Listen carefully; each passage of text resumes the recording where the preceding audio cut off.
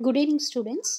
TSS sector life science classes భాగంగా blood and circulation అనే chapter start చేసుకున్నాము. అందులో ప్రీవియస్ క్లాస్లో మనము బ్లడ్ ప్లాస్మా గురించి డిస్కస్ చేసాము. జనరల్గా మనం ఒక బ్లడ్ అనేది తీసుకుంటే బ్లడ్లో వి కెన్ సీ రెండు కాంపోనెంట్స్ అనేవి చూస్తాము. ఏమేమి చూస్తాము? బ్లడ్లో ప్లాస్మా ఉంటుంది. It is about 55% of plasma ఉంటుంది బ్లడ్లో. అండ్ అదేవిధంగా బ్లడ్ కార్పసెల్స్ ఉంటాయి. బ్లడ్ కార్పసెల్స్ని మనం బ్లడ్ సెల్స్ అనొచ్చు, లేదా ఫార్మ్డ్ ఎలిమెంట్స్ అనొచ్చు, సెల్యులార్ ఎలిమెంట్స్ అని కూడా అనొచ్చు. బ్లడ్ సెల్స్ వచ్చేసి 45% ఉంటాయి. అయితే ప్రీవియస్ క్లాస్లో మనం ప్లాస్మా గురించి డీటెయిల్గా డిస్కస్ చేసుకున్నాము. ఈరోజు క్లాస్లో బ్లడ్ సెల్స్ అంటే బ్లడ్ కార్పసెల్స్ గురించి డిస్కస్ చేద్దాం. రైట్, ఇక్కడ బ్లడ్ కార్పసెల్స్ తీసుకుంటే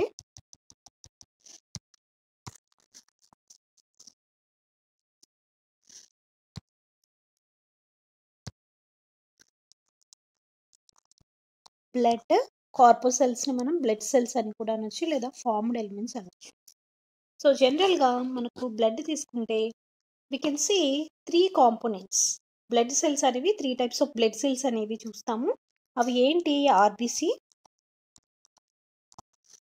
WBC and platelets. These are the 3 different types of blood cells we see in the blood.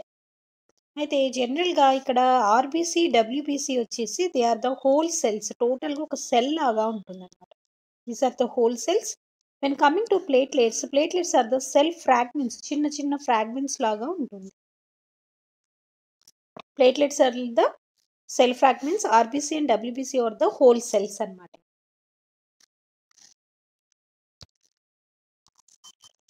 Right, అయితే ఇక్కడ ఫస్ట్ మనం ఎరిథ్రోసైట్స్ ఆర్బిసి గురించి డిస్కస్ చేద్దాం. ఆర్బిసిస్ గురించి డిస్కస్ చేసుకుందాం. ఆర్బిసిస్ని రెడ్ బ్లడ్ సెల్స్ అని కూడా అనొచ్చు, or otherwise we call them as erythrocytes. ఇది మనకు తెలిసిన పేరే ఎరిథ్రోసైట్స్. సో ఇక్కడ మెయిన్గా మనం ఆర్బిసి తీసుకుంటే they are the most abundant blood సెల్స్లో మనం ఎక్కువగా చూసే సెల్స్ ఏంటి అని అంటే they are the RBC cells. They are the abundant blood cells.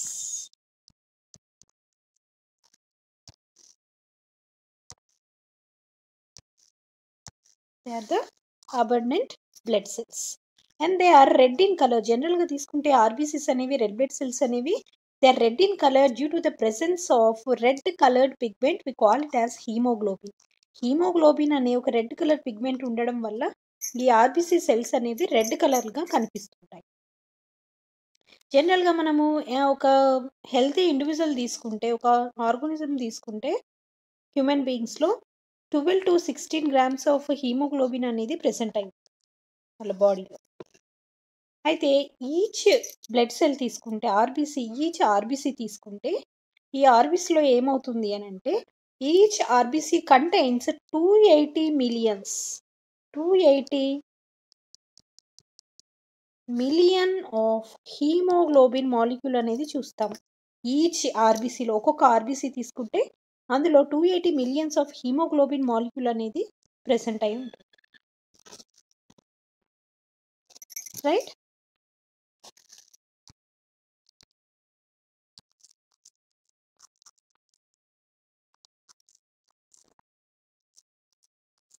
ఇంకా మనం ఆర్బిసిలో ఇంకా చాలా చూసుకోవాలి. ఆర్బిసి తీసుకుంటే ఇందులో ఫస్ట్ మనం సైజ్ గురించి డిస్కస్ చేద్దాం. సైజులో ఆర్బిసి యొక్క సైజ్ వచ్చేసి డయామీటర్గా చూడాలి, రిమ్ లాగా చూడాలి, అండ్ లోపల ఈ యొక్క థిక్నెస్ అనేది చూసుకోవాలి. దీని యొక్క డయామీటర్, ఆర్బిసి యొక్క డయామీటర్ తీసుకుంటే it is about 7.8 μm in diameter. Rim పరంగా తీసుకుంటే it is about 2.6 μm and inner thickness చూసుకుంటే 0.8 μm థిక్నెస్ అనేది ఉంటుంది సెంటర్. రైట్, అయితే ఒకవేళ రెస్టింగ్ లాగా ఉన్నప్పుడు స్లో ఫ్లోయింగ్ అనేది బ్లడ్ స్లోగా ఫ్లో అవుతున్నప్పుడు ఆర్ రెస్టింగ్ పొజిషన్‌లో ఉన్నప్పుడు ఏమవుతుంది అంటే ఆర్‌బీసీస్ అనేవి ఒకదాని పైన కాయిన్స్ ఎలాగైతే మనము రూ. 1 కాయిన్స్ గాని ఏమైనా కాయిన్స్ తీసుకుంటే ఒకదాని పైన ఒకటి ఎలా పెడతామో ఆ విధంగా ఈ విధంగా ఉంటాయన్నమాట. ఎప్పుడు బ్లడ్ అనేది రెస్టింగ్ పొజిషన్‌లో ఉన్నప్పుడు అండ్ స్లోగా ఫ్లో అవుతున్నప్పుడు ఆర్‌బీసీస్ అనేవి ఒకదాని పైన ఒక స్టాక్ లాగా ఫార్మ్ అవుతుంది. దీన్నే మనం ఏమంటున్నాం? రోయోలేక్స్ అని అంటున్నాం. ఇలా ఉండేదాన్ని రోయోలెక్స్ అని అంటాం. అయితే ఈ ఆర్‌బీసీ అనేది ఎడ్జెస్‌లో చూసుకుంటే చాలా థిక్‌గా ఉంటుంది. అదే సెంటర్‌లో తీసుకుంటే చాలా థిన్‌గా ఉంటుందన్నమాట. సెంటర్‌లో చాలా థిన్‌గా ఉంటుంది.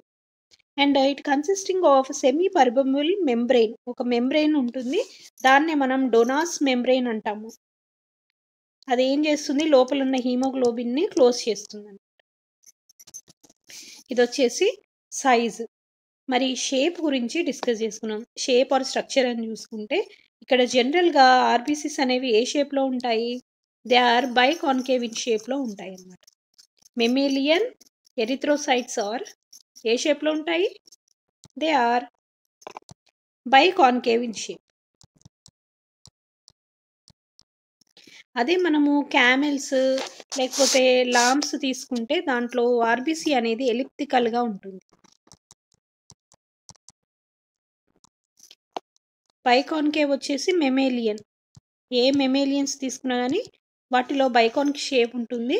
Except in camels. క్యామెల్స్‌లో వచ్చేసి క్యామెల్స్, లామ్స్ తీసుకుంటే వాటిల్లో ఎలిప్టికల్ షేప్‌లో ఉంటుందన్నమాట. అయితే జనరల్‌గా ఇక్కడ ఏంటి అనంటే బైకాన్‌కేవ్ షేప్ ఉండడం వల్ల ఏమవుతుంది అనంటే గ్యాసెస్ ఎక్స్‌చేంజ్ ఈజీగా జరగడానికి హెల్ప్‌ఫుల్ అవుతుందన్నమాట. రైట్? అయితే ఇక్కడ మనము ఆర్‌బీసీని డిఫరెంట్ షేప్‌లో చూడొచ్చనమాట. డిఫరెంట్ షేప్‌లో ఎలా చూస్తాము అని చూసుకుంటే, ఆర్‌బీసీని ఒకవేళ మనం హైపర్‌టోనిక్ సొల్యూషన్‌లో అంటే సొల్యూట్స్ ఎక్కువ ఉండి వాటర్ కంటెంట్ తక్కువ ఉంటే దాన్ని మనం ఏమంటున్నాము? హైపర్‌టోనిక్ సొల్యూషన్ అంటున్నాము. ఆర్‌బీసీస్‌ని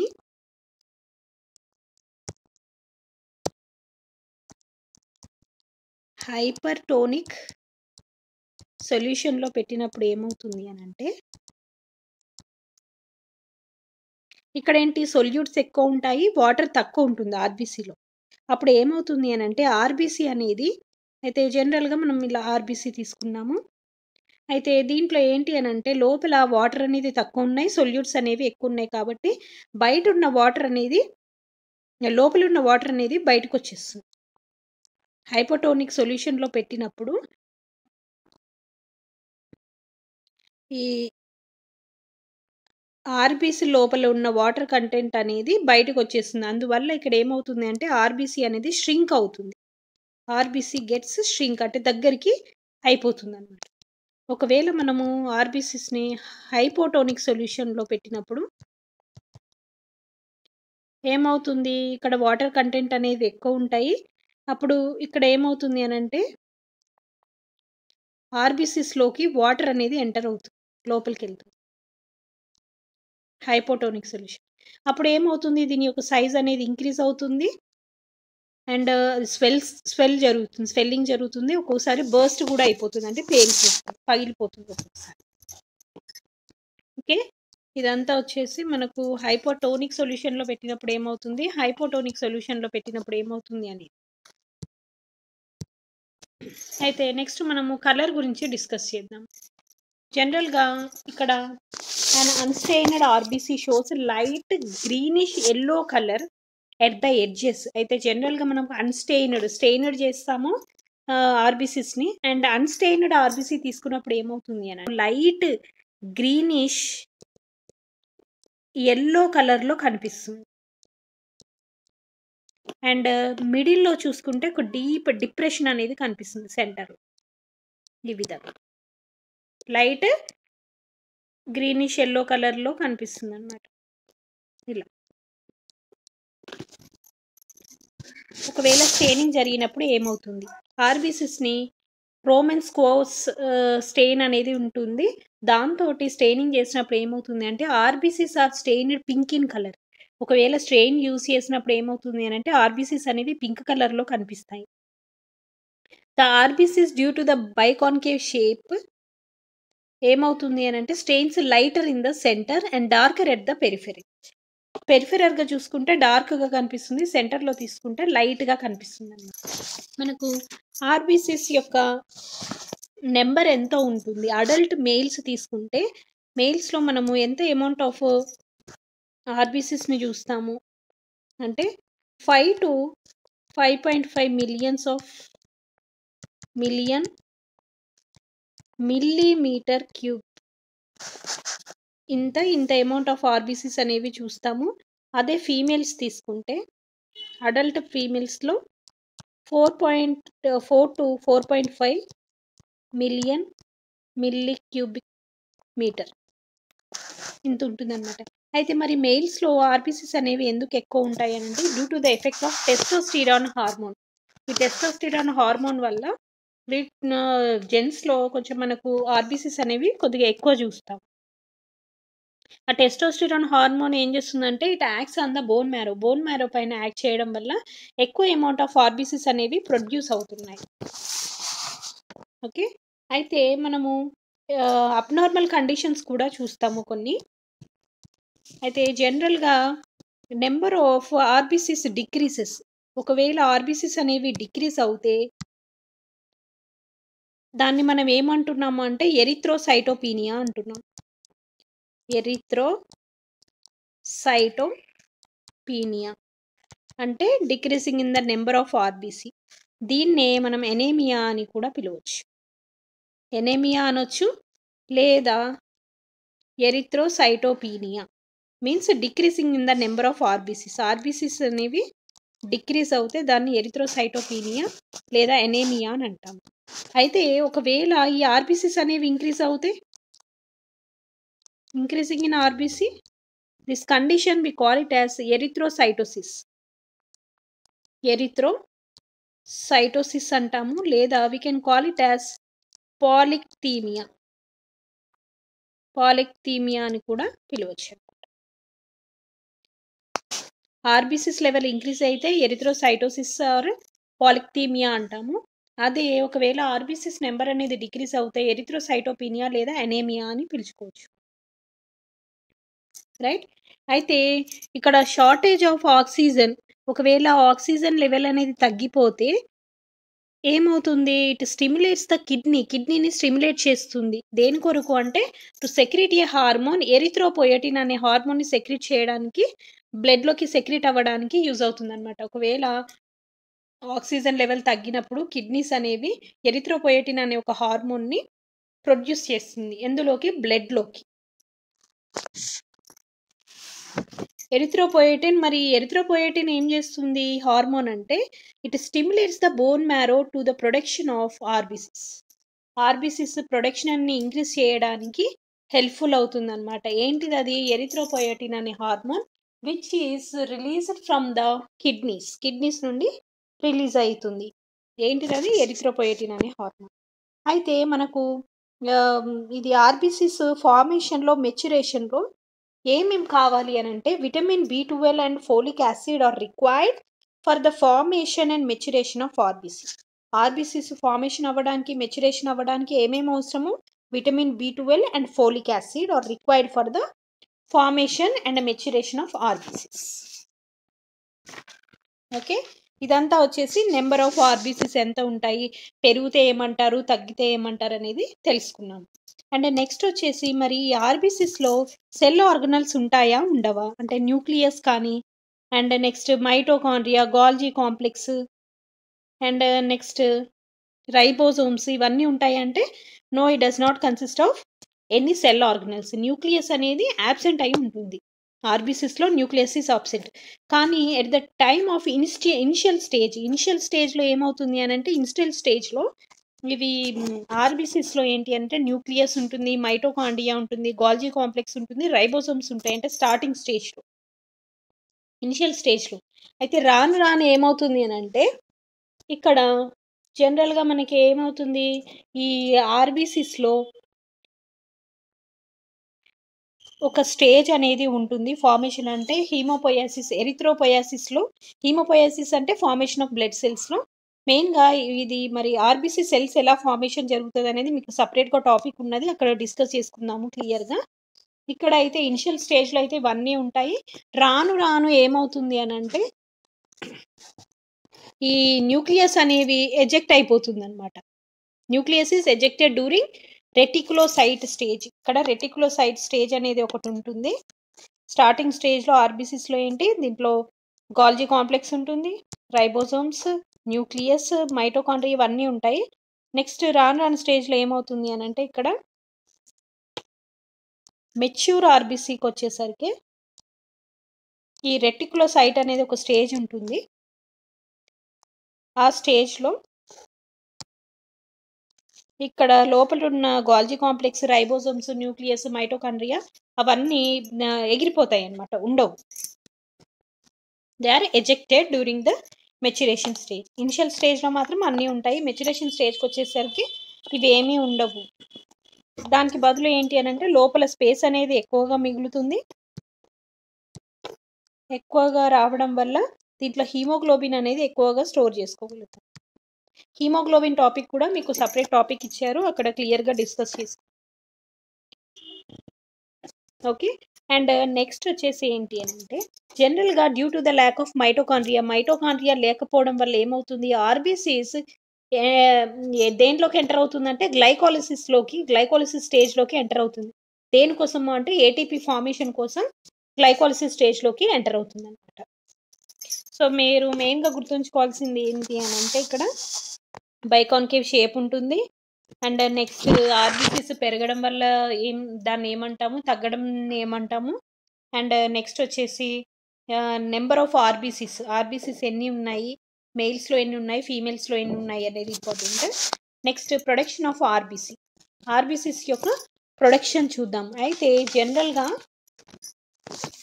ఆర్బీసీస్ అనేవి ఫస్ట్ ఇనిషియల్ స్టేజ్లో ఎక్కడి నుండి ఫామ్ అవుతాయి. ఫర్ ఎగ్జాంపుల్ ఇక్కడ మీరు తీసుకోవచ్చు, ఇది చాలా ఇంపార్టెంట్ పాయింట్ నాన్న, ఒకసారి మీరు చూడండి.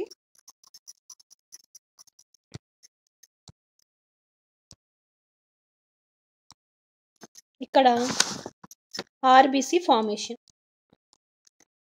RBC production of RBCs is known as erythropoiesis అంటాం ఆ స్టేజ్ని. అయితే స్టార్టింగ్ స్టేజ్లో అంటే ఫీటల్ స్టేజ్ తీసుకుంటే, ఫీటల్ స్టేజ్లో ఆర్బీసీస్ అనేవి ఎక్కడి నుండి ఫామ్ అవుతాయి అంటే యోక్ శాక్ నుండి ఫామ్ అవుతాయి.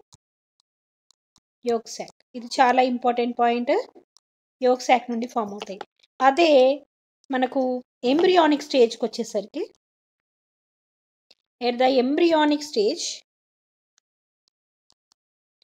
RBCs are produced from liver, either liver, spleen, thymus and placenta.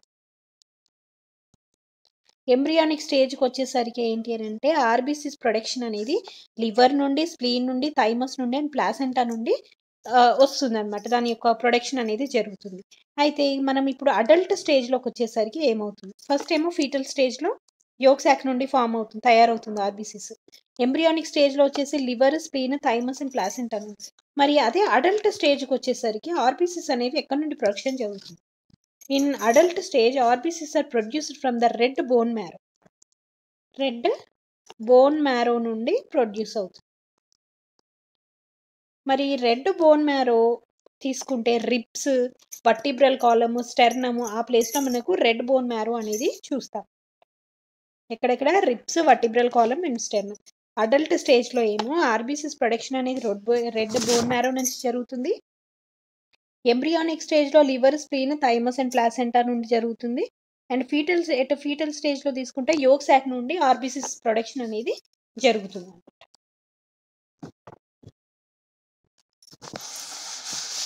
Right. ఇంకొకటి వచ్చేసి ఏంటంటే ఇందాక ఇక్కడ మనం చెప్పుకోవడం మర్చిపోయాను. అయితే ఆర్బీసీస్ యొక్క స్ట్రక్చర్ అనేది చేంజ్ అవుతూ ఉంటుంది కదా, దాన్ని మనం ఏమంటాము అని అంటే we call it as poikilocytosis. Poikilocytosis అంటే ఏంటి, change in the structure of RBCs is known as poikilocytosis. Right. And next destruction of RBC చూస్తాం. ఆర్బీసీస్ యొక్క ప్రొడక్షన్ ఎక్కడ జరుగుతుంది అనేది చూసాం కదా. ఇప్పుడు మరి ఆర్బీసీస్ అనేవి ఓల్డ్ అయిపోయిన ఆర్బీసీస్ అనేవి మరి ఎక్కడ డిస్ట్రక్ట్ అయిపోతాయి అన్నమాట. ఎక్కడ చనిపోతాయి అంటే they will be destructed in the స్ప్లీన్లో డిస్ట్రక్ట్ అవుతాయి. ప్రొడక్షన్ అనేది ఎక్కడ జరుగుతుంది? Red bone marrow అడల్ట్స్లో.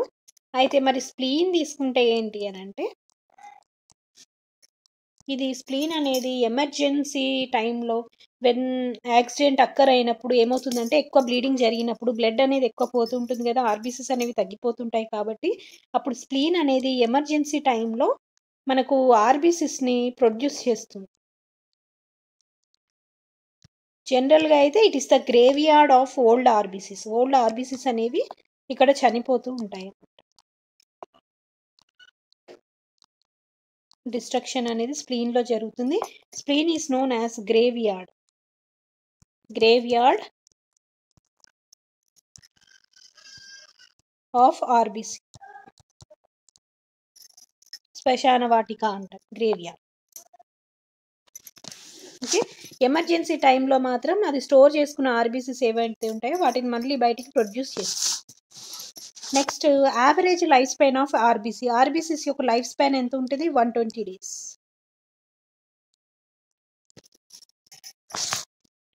నెక్స్ట్ మనకు ఫంక్షన్స్ ఆఫ్ ఆర్బీసీస్ తీసుకుంటే it helps mainly in the transport of exchange of gases. Transport and exchange of గ్యాసెస్కి యూస్ అవుతుంది అనమాట. ఏంటి O2 అండ్ CO2.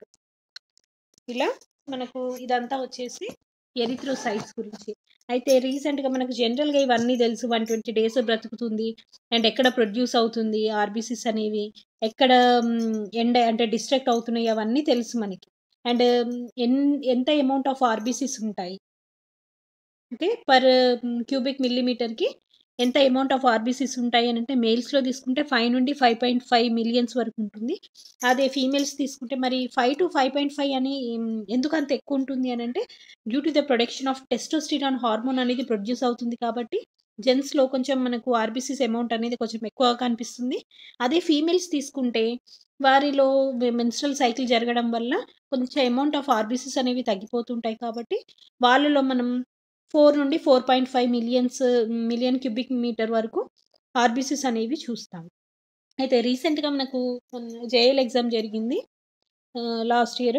జరిగినప్పుడు దాంట్లో క్వశ్చన్ ఏమని ఇచ్చారు అని అంటే ఆర్బీసీస్, డబ్ల్యూబీసీస్, ప్లేట్లెట్స్ ఇవన్నీ ఒక ఇంక్రీసింగ్ ఆర్డర్లో లేదా డిక్రీసింగ్ ఆర్డర్లో సంథింగ్ క్వశ్చన్ అడిగారు నాన్న. ఓకేనా. ఇంక్రీసింగ్ ఆర్డర్లో పెట్టండి లేదా డిక్రీసింగ్ ఆర్డర్లో పెట్టండి అని అంటే ఫస్ట్ మనకి ఆర్బీసీస్ అమౌంట్ ఎక్కువ ఉంటుంది. దాని తర్వాత ప్లేట్లెట్స్ ఉంటాయి. దాని తర్వాత డబ్ల్యూబీసీకి ఇవ్వాలి మీరు పొజిషన్ అనేది. ఓకే. ఇటువంటి క్వశ్చన్స్ కూడా అడిగే ఛాన్సెస్ ఉంటాయి. కాబట్టి ప్రతి ఒక్కటి ఏదో మేము బ్లడ్ సెల్స్ కదా సింపులే అని అనుకోకండి, ఇలా కూడా అడిగే ఛాన్సెస్ ఉంటాయి అన్నమాట.